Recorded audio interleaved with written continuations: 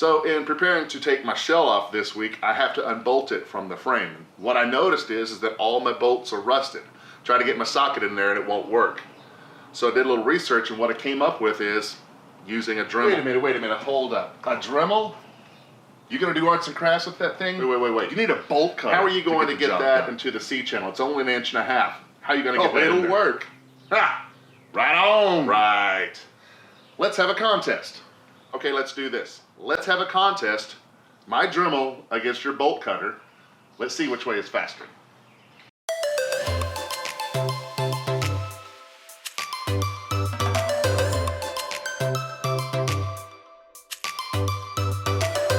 Alright, so this week I'll be working on taking the bolts off the shell here, so we're ready to lift it off.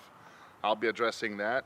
And you have your own concerns. What's going on? Yeah, I'm spending my time this week really trying to flesh out the floor plan, make sure that we have all of our needs that we talked about in our wants and needs video, and also just making sure that it works for our family. Yeah. Well, hello. Panda's a star, man. He wants to be a part of everything. Everything we're in, he's there. I wonder if a cat can go Airstreaming. Let's see. I think he wants to.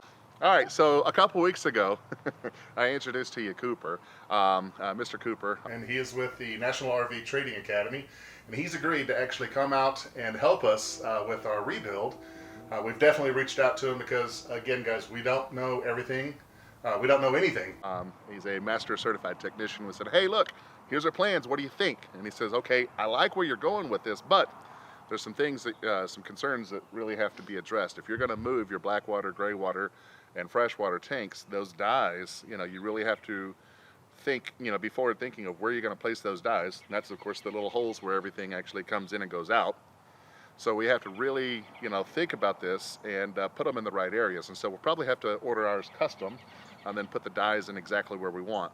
But that brought up some other concerns, and that is what happens if it moves our floors or our walls just a couple inches one way or the other. Yeah, so, I mean, every inch counts in a floor plan. And so, if the floor plan of the bathroom needs to change slightly, then that affects the bedroom, which then affects the rest of the unit. So I'm really looking forward to sharing that with you guys in a future video, showing you exactly how our floor plan will look like. And then, of course, once we actually start building it, I'm sure there'll be some slight adjustments. Yeah, so we're on plan B or C right now. More like plan 42, yeah. 45, something like that. Oh, I think we're still early in the stages of what's going to happen. This week we'll also be going out to Airstream to get some ideas. There's an Airstream dealer not too far away from us, about an hour away.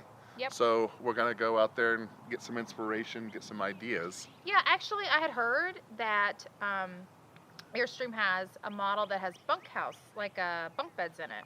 And since we will have the kids with us, I really want to go and see what that looks like.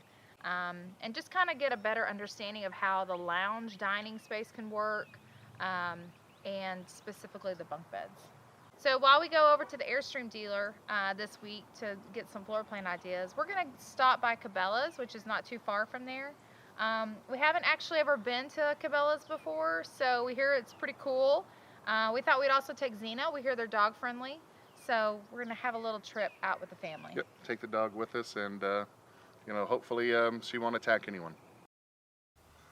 Okay, you ready for the contest? Oh, I'm ready. My Dremel against your silly bolt going. cutters. This will work. Let's go. Here we go.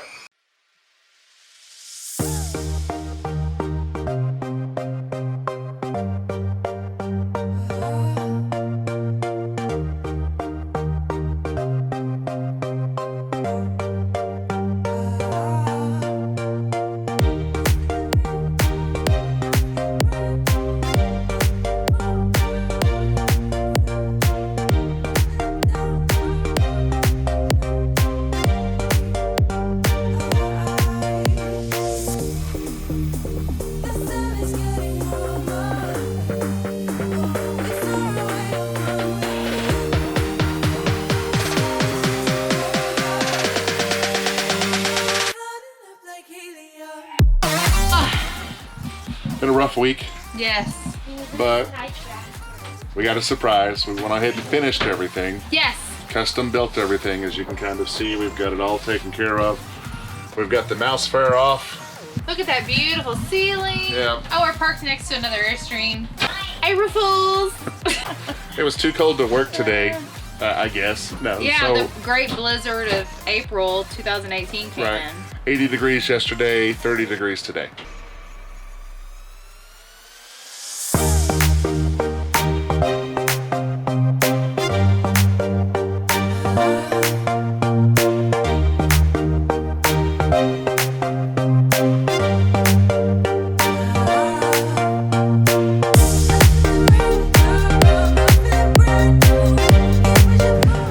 That flying cloud really threw me for a loop. Why? Having the bunks in the back, I guess the queen bed up front, but also having a wall there, kind of block off. That was the one thing I wanted, was the privacy. It has like an accordion wall. So gave me some new ideas, because that was one of the considerations we were talking about, was possibly putting the bed up front.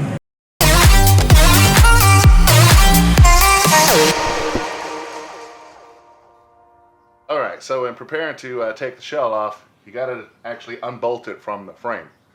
Now, mine's a 78, meaning that most of the bolts are actually probably rusted or in shape that I can't get it off.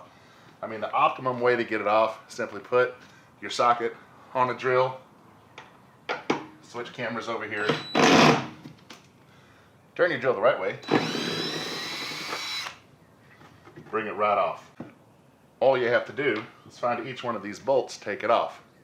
But the question comes in, when you got a bolt that's too close to your rib right here, maybe, so it's just spinning.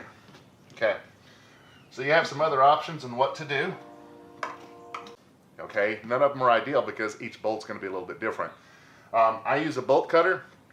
And what I do is, and I'll bring the camera a little bit closer here, but I do snap the bolt off, but I want to try and snap the nut in half. If I can snap the nut in half, then I can take it off. Maybe with a pair of pliers or something like that, loosen it up, pull it off, and then just simply tap the remaining part of the bolt through. Just let it drop. Sometimes you have to use multiple tools. So the next thing, if I can't, get as much as I can with the bolt cutter, if I can't get that done, then I'll finish it off with a Dremel, go ahead and make it flush, drop it down. Now, some of you may say, why not go ahead and use the Dremel from the very beginning? What I found is, and at least maybe with, I got the mid-level Dremel, it's just, that's a lot of torque that's being put on that Dremel. Now, can you get something bigger? The problem is your C-channel is only 1.5 inches. And so you have to find a cutting blade that's small enough to get 1.5 inches. So, like I said, I'll try and use bolt cutters, and what I'll do is I'll snap it off, try and snap it from there. Last thing, if I can't get those off, there is a small enough head underneath the frame. If I have to get down there with a grinding tool, I'll just grind it off. The bolt cutter. I'm trying to do this without damaging the C-frame.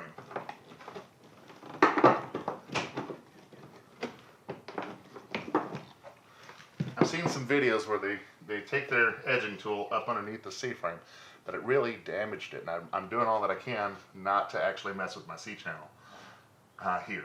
So that's what is in store this week. I'll continue to do this, and we'll show which method works best. Yes, this would be absolute best. I have this, I have the Dremel, and I have the cutting tool. Worst case scenario.